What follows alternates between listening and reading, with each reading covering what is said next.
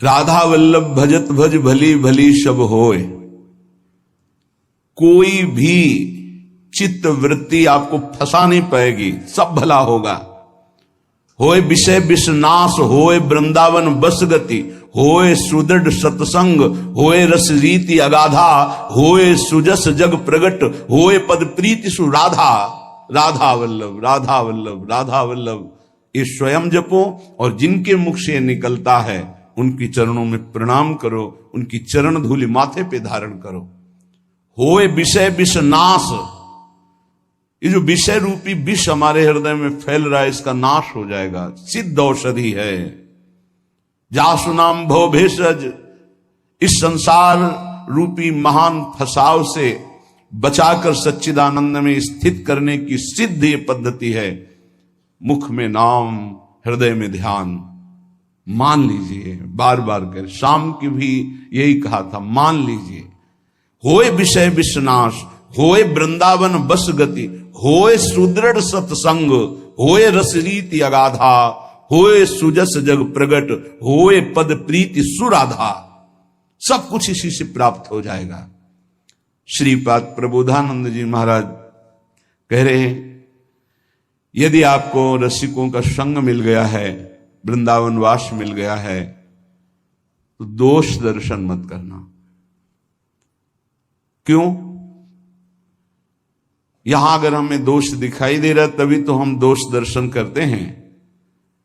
तो कह रहे हैं, वृंदावनस्थेष्वपियेत्र दोषा नारोपयन्ति स्थिर जंगमेषु आनंदमूर्ति स्वपराधीनस्ते श्री राधिका माधवयो कथम स्युः।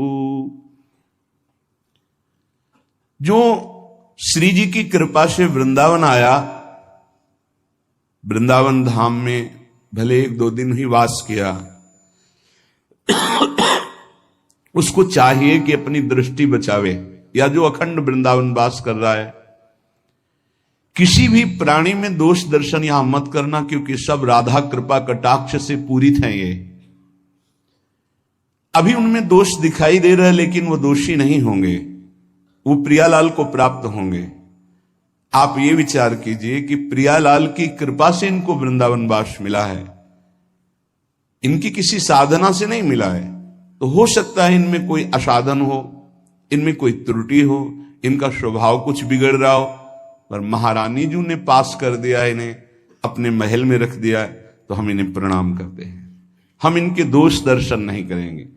बोले यदि दोष दर्शन किया तो बोले दोष दर्शन यदि किया वृंदावन वासियों के प्रति, वैष्णवों के प्रति, तो राधा माधव कभी आप पर प्रसन्न नहीं हो सकते। फिर जीवन का लाभ क्या रहा? श्री राधिका माधवयो कथम स्युः, वो आपसे कैसे प्रसन्न हो सकते हैं? उनके द्वारा स्वीकार किए हुए नीच जनों पर आप दोष दर्शन करें। नहीं, दोषी हैं तो कहते रहे कि हो सकता है उसमें दोष हो, पर वो रहेगा नहीं, उसका दोष नष्ट हो जाएगा, क्योंकि प्रियालाल ने स्वीकार किया है। इसीलिए गीता में श्री भगवान जी ने कहा है, अपिचेत सुदुराचारो भजते माम अनन्य भाग साधुरेव समंतव्य सम्यक व्यवसिता है सा। वो सांगोपांग दुराचार पापाचार करता रहा है, उसके मन में एक बात आ गई कि मैं बहुत पापी हूं, सत्संग सुनकर या जैसे भी, मेरा उद्धार तो सिर्फ भगवान की करुणा से हो सकता है, और उसने अंदर से भगवान का आश्रय ले लिया। अब उसे तुम पापी नहीं कह सकते हो। भगवान कह रहे हैं साधुरेव समंतव्य, अब उसे साधु मानो। साधु को साधु मानने के लिए कभी आज्ञा नहीं दी गई। वो साधु नहीं है, वो पाप आचरण करने वाला पापी रहा है, दुराचारी रहा है, पर उसने भगवान का आश्रय ले लिया है। अब भगवान कह रहे हैं करो सद्य ते साधु समाना, मैं साधु बनाऊंगा। अब वो साम दाम और दंड भेद से सीधे रास्ते लाऊं, नकली से बनाऊं असली, भगत मेरे मुकुटमणि। भगवान की विशुद्ध कृपा होती है। ये अनंत जन्मों के ऐसे दुर्वासनाएं परत की परत छुपी हुई कि साधन भजन करते हुए भी वो निकलती रहती हैं। अगर जरा संग हो जाए अंदर की वासना का, तो हमको कहीं ना कहीं आसक्त कर देती है। बड़े कृपालु हैं वो हमारी चूक को न देख करके वो करुणा करते हैं और हमें आगे बढ़ाते हैं। श्रीपाद कह रहे हैं यदि आप ऐसा करेंगे तो राधा माधव आप पर कभी प्रसन्न नहीं होंगे। दोष दर्शन की आगे के श्लोक में निंदा की बात कर रहे हैं। ये वृंदावनवासी निंदन रता ये वान वृंदावनम श्लाघन्ते तुलयन्ति ये चकुधियो केनापि वृंदावनम ये वृंदावनमत्र नित्य सुख चिद रूपम सहन्ते नवा तै पापिष्ठ नराधमैर्भवतु स्वप्नेपि में संगति। जो वृंदावन वासी हैं, जिन्होंने आजीवन वृंदावन वास का नियम ले लिया है, यदि कोई उनकी निंदा कर दे, श्रीपाद कहते हैं कि पापिष्ठो नराधमई, सारे पुण्य उसके नष्ट हो जाएंगे। वो महापापी कि जो दुर्गति होती है उसको होगी। नराधमई, वो समस्त मनुष्यों में अधम गति को प्राप्त होगा। वैसे भी सिद्धांत में ध्रुवदास जी ने वर्णन किया है, पर निंदा किए ते आवत नहीं कछु हाथ, मूर्ख पर्वत पाप को ले चल अपने साथ। दूसरों की निंदा करने से हाथ तो कुछ लगता नहीं, और पाप की पोटरी सर पर रखकर नरक जाना होता है। और कहीं भक्तन निंदा तो अति बुरी भूल करो जिनको, भक्तों की निंदा तो भूल कर मत कर देना कि सुकृत बहु जन्म के क्षण में डारे खोए। एक क्षण में निंदा की भक्त वैष्णव महापुरुषों की, सब सुकृत नष्ट हो गए, सब भाव नष्ट हो गया। यदि कहीं तुमको ऐसा लगता है कि ये गलत है, तो प्रियाजू से प्रार्थना करो कि मेरी दृष्टि पावन कर दो। आपने इनको पसंद किया, आपने स्वीकार किया, आपके महल में रह रहे, पर मुझे दोष दर्शन हो रहा, स्वामिनी मेरी दृष्टि को बदल दो। श्री वृंदावन के वास करने वाले की पूरी जिम्मेवारी प्रिया प्रीतम ले लेते हैं, तो परम बंदनीय और प्रशंसनीय हो जाते हैं। चाहे वो ये क्रूरापि पापिनो मतलब सताम संभाष्य दृश्या से। क्यों? क्योंकि अब वो ठीक हो जाएंगे, पक्का ठीक हो जाएंगे। प्रिया प्रीतम बहुत कृपाल हैं। अगर कोई भी शास्त्रों को, भक्तों की महिमा को पढ़ के देखो तो दो चार की बात नहीं कहते, प्रायः ऐसे रहे जो माया में बहुत ही भ्रमित थे और सत्संग के द्वारा, संत साधु महात्माओं की कृपा के द्वारा वो ब्रह्म ऋषि बन गए, वो महापुरुष बन गए भगवान की आराधना करके।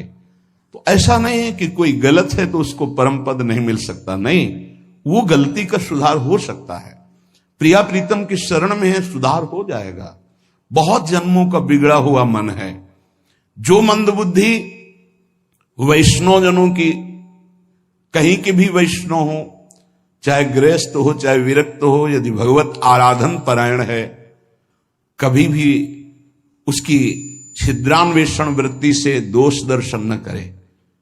ढूंढे कौन सा दोष हो सकता है। बहुत सावधानी की जरूरत है। आपका चिंतन आपकी स्थिति से हो रहा है, उनका व्यवहार चिंतन उनकी स्थिति से हो रहा है। तो किसी की स्थिति में जब तक अपनी स्थिति नहीं मिलाओगे तब तक स्थिति का पता नहीं चलेगा। तो ये तो तुम्हें पता है नहीं कि अंतःकरण तदात्म किया, उसकी स्थिति में पहुंचे और बात जान ली। तुम तो केवल देह भाव में स्थित हो, तो देह भाव के अनुसार यदि किसी वैष्णव की, किसी भगत की, किसी बाहरी चेष्टा पर, बड़े बड़े महापुरुषों की बड़े विचित्र लीलाएं होती हैं, उनको समझ पाना बड़ा कठिन है। सत्संग हो रहा है, बीच सत्संग में सत्संग को रोक दिया श्री रामकृष्ण परमहंस जी, और लाओ वो ये पकोड़ा। विवेकानंद जी ने प्रार्थना की कि प्रभु सत्संग में बीच में कई लोगों की श्रद्धा बिगड़ सकती है। ऐसे भाव में उनकी, तो उन्होंने कहा कि शरीर रजोगुण से चलता है, यदि रजोगुण ना धारण करे तो अभी शरीर छूट जाए। जिस दिन मैं ना मांगू उस दिन जान जाना कि शरीर छूट जाएगा। एक दिन ऐसा ही हुआ, कुछ नहीं मांगा, सबको भय लग गया और शरीर पूरा हो गया। महापुरुषों की क्या लीलाएं हैं, अपने समझ के बाहर हैं। अपने को तो सिर्फ अपने हृदय को देखना है। और श्री वृंदावन की तुलना, समानता अगर कोई इस भौम में किसी परम धाम से करे तो वो सच्चिदानंद मयत्व महाप्रेम में वृंदावन धाम की अवहेलना करता है। जैसे कोई आते हैं बाहर से, बोले हम जान रहे थे वृंदावन ही है। किसी भी पवित्र स्थान को लेकर वृंदावन की समानता में सिर्फ वृंदावन है। बोलो त्रिभुवन में ऐसा कौन सा स्थान है जहां इतने ठाकुर विराजमान हो, इतने शालिग्राम भगवान विराजमान हो, इतनी श्रीमद् भागवत विराजमान हो, इतने महाभागवत भक्त विराजमान हो, इतनी जगह अखंड नाम कीर्तन होता हो, इतनी जगह हजारों वैष्णव नाम जप कर रहे हो। ये तो बाहरी बात हुई। और अंतर में जितने सिद्धाचार्य महापुरुष सब यहीं विराजमान है। स्वयं प्रिया प्रीतम यहां विराजमान है। दिव्य लीलाएं उनकी निरंतर यहां चल रही। यहां की समानता सिर्फ वृंदावन ही कर सकता है। वृंदावन की समानता सिर्फ वृंदावन, प्रिया प्रीतम की समानता सिर्फ प्रिया प्रीतम, दूसरा कोई नहीं, अद्वितीय है। आगे की बात साधक के लिए कह रहे हैं। पहले में कहा दोष दर्शन नहीं करना, दूसरे में कहा निंदा नहीं करना। यदि निंदा करोगे तो पापिष्ठ नराधम दुर्गति को प्राप्त होगे, पक्की बात है। कई ऐसे साधक आते हैं कि हमारा सब कुछ लुट गया, पता नहीं क्यों भजन नहीं हो रहा। आपने कोई वैष्णव अपराध किया है। आप ध्यान दीजिएगा, आपके भजन में विक्षेप पड़ जाए और घंटा 2 घंटा 4 घंटा यदि भजन में विक्षेप रहे तो ये जानना कि गुण धर्म से विक्षेप पड़ रहा है। रजोगुण तमोगुण आ गया है, इसलिए विक्षेप पड़ रहा है। इसमें कोई चिंता की बात नहीं। गुण धर्म का परिवर्तन होगा, फिर सही भजन होने लगेगा। कबहू तो थोरो भजन, कबहू होत विशाल, मन को धीरज छुटे नहीं, गायन दूजी चाल। दूसरा, यदि 2 दिन 3 दिन आपका भजन में रुचि नहीं लग रही तो जान लीजिए भोजन का दोष हो गया है। कोई ऐसा भोजन जो अधर्म की कमाई का है वो आपको विक्षेप पहुंचा रहा है, वो 2-3 दिन में जलकर समाप्त हो जाएगा, क्योंकि आप भजन की चेष्टा कर रहे हैं। आपके अंदर पश्चाताप होगा, क्या बात है, भजन क्यों नहीं हो रहा। तीसरा, यदि कई दिन तक भजन में विक्षेप पड़ रहा है तो फिर दूसरा कोई कारण नहीं हो सकता, वैष्णव अपराध बन गया। कोई न कोई वैष्णव अपराध बन गया, उसको खोजिए और तत्काल क्षमा याचना कीजिए, नहीं तो ये लंबा खिंचता ही चला जाएगा जब तक प्रायश्चित नहीं होगा। ये वैष्णव अपराध भजन को रोक देता है, भजन की वृत्ति ही नहीं उदय होने देता, इसलिए सावधान। तीसरा, जो भजन में लगे हुए उपासक हैं, असह्य बहु दुर्वचो यदि वदन्ति साक्षात स्त्रियम बलादपहरन्ति चेत प्रिय सुतादिकम घृणन्ति वा धनाद्यपि च जीवनम यदि हरन्ति वृंदावन स्थितास्तदपि ते प्रिया मम भवन्ति वन्द्याः सदा। ये निष्ठाएं कलयुग में नहीं हो सकती, जैसी श्रीपाद वर्णन कर रहे। यदि वृंदावनवासी हम हैं, प्रिया प्रीतम के उपासी हैं, कोई मेरे सामने मुझे गाली दे रहा है, मुझे बिल्कुल विचलित नहीं होना। ये यहां तक तो आगे जो वर्णन करें वो शायद ही कोई ऐसा असंभव इस समय वर्तमान में। जैसे रसिकानंदमाल में कुछ महाभागवतों के चरित्र हैं, असंभव कि वैसा कोई कर ले। किसी के पुत्र को कोई मार दे और उसका चरणामृत उतारे। बड़ा आत्मनिष्ठ महापुरुषों का वर्णन है रसिकानंदमाल में। यहां ऐसा ही कोई असह्य दुर्वचन गाली मुझे दे, मैं वृंदावन का आश्रय प्रिया प्रीतम कर लिया हूं तो मेरा कर्तव्य है सह जाना। यद्यपि ये भी कठिन पर ये सह सकते हैं, लेकिन आगे जो लिखा है कैसे उसका वर्णन करें। मेरे सामने जबरदस्ती यदि मेरी अर्धांगिनी, मेरे पुत्र, मेरी संपत्ति, उसका अलग अलग भाव लिखा है। स्त्रियं बलाद अपहरन्ति प्रिय श्रुतादिकम घृणन्ति धनाद्यपि च जीवनम यदि हरन्ति वृंदावन स्थितास्तदपि ते प्रिया मम भवन्ति वन्द्याः सदा। गजब की बात है, गजब की। ये कोई भगवान ही हृदय में आके बैठ जाए उस भक्त के, तो ये बात हो सकती है। यदि मेरे प्रियजनों का, इसमें तो घृणन थे, अंग भंग कर देना, मारना पीटना, तो भी मैं जो प्रिया प्रीतम का उपासी है, वृंदावन का आश्रय लिए वैष्णव है, मैं हाथ नहीं उठाऊंगा, मैं दुर्वचन नहीं बोलूंगा। धन, पत्नी, पुत्र आदि के साथ अभद्र व्यवहार कर रहा है, मैं उस पर हाथ नहीं उठाऊंगा, मैं उसको दंड नहीं दूंगा, मैं दुर्वचन नहीं करूंगा। तो क्या ये मेरे प्रियाजू का जन है, ये वृंदावन का आश्रित है। ते प्रिया मम भवंति वंद्याहा, मैं सर ही झुकाऊंगा, वंदना ही। ये बहुत कठिन बात है, नहीं?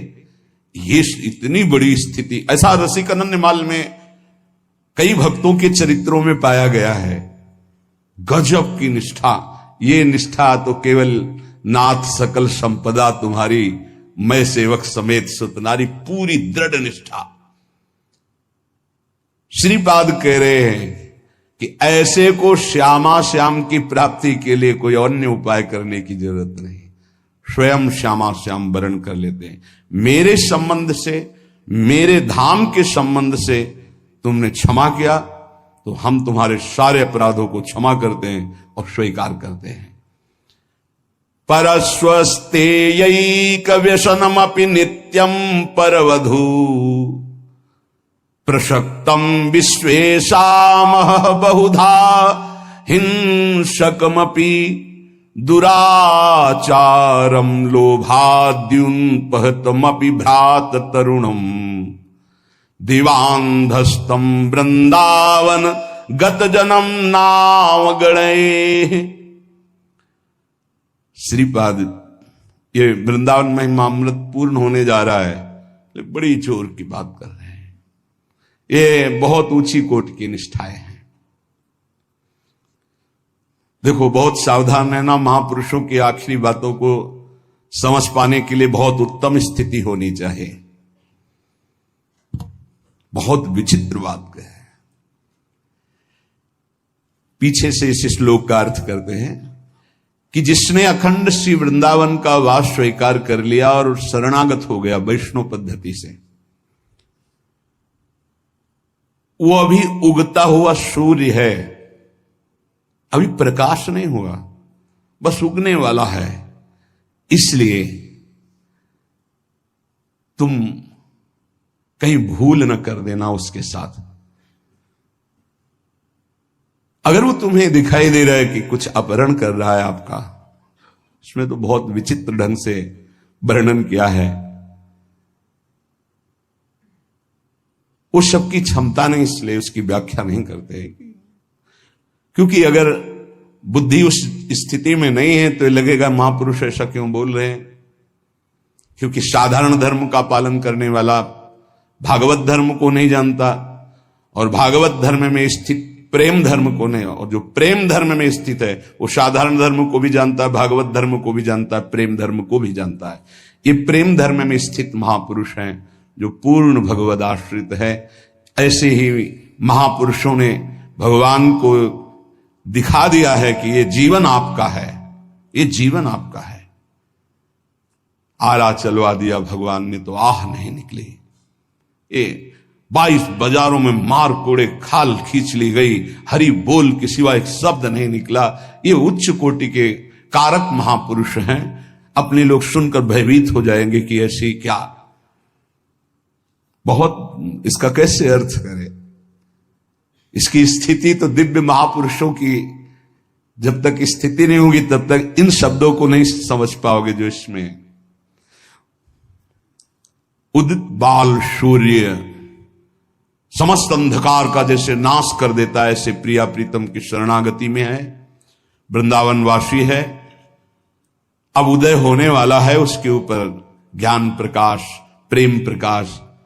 अब उसको आप निंदनीय मत समझिए, किसी समय कृपा हो जाएगी और वो महापुरुषों की वंदनीय स्थिति को प्राप्त हो जाएगा, क्योंकि श्यामा श्याम का है। जैसे बहुत रफ्तार से गाड़ी चल रही है, उसको एकदम ब्रेक मारो तो भी घसीट ही जाएगी। ऐसे ही शरणागति का कुछ होता है। बहुत जन्मों से रफ्तार से गाड़ी भोगों में चल रही है, ब्रेक मारते मारते वो फिसल ही जाता है। जैसे एक बहुत 100-200 वर्ष का पुराना वृक्ष आंधी से जड़ से उखड़ जाए तो महीनों हरा भरा दूर से दिखाई देता है, यद्यपि उसकी जड़ खत्म हो गई। ऐसे शरणागत श्यामा श्याम का हुआ तो यद्यपि संसार बंधन खत्म हो चुका है, पर काफी दिन तक आपको दिखाई दे सकता है कि संसारी है, इसमें कुछ लक्षण संसारी है। वो तुम्हारा सर्वस्व अपहरण करने वाला हो, अब आगे तो कितनी बड़ी बात है, बहुत बड़ी बातें लिख रहे हैं, महापुरुष हैं। नित्यम परवधु प्रशक्तम विशेषा महाबहुधा हिंसक मपि दुराचारम लोभाद्युन पहत मपि भ्रात तरुणम। पर वृंदावन गत जन्म नवागणे। मैं नमन करता हूं, उनकी गणना हम दुराचारियों में नहीं करेंगे, क्योंकि प्रिया प्रीतम की शरण में हो गए, ये परम पद के अधिकारी होंगे। आंतरिक बात कि हमें यह देखना है कि ये प्रभु के जन हो चुके हैं, आज नहीं तो कल इनका सुधार निश्चित हो जाएगा। इसमें दो बातें हैं। एक है जो हमारे हृदय की अनंत वासनाएं हैं, प्रभु के द्वारा ही उनका सर्वनाश होगा। कोई चाहे जितनी बढ़कर बात करे, अपने बल से निर्विकार पूर्ण रूप से हो ही नहीं सकता, ये तो कृपा से होता है। अब कृपा हो गई, कहां भोगों में फंसा जीव संसार का, प्रभु की शरण में आया, फिर प्रभु की शरण में आकर के उस शरणागति को नहीं जान पा रहा है, लेकिन उसकी वासनाएं वैसे ही प्रबल है। पर उस शरणागति जिनकी हुई है वो जान रहे हैं कि मेरे आश्रित हुआ है, मेरी माया प्रबल है,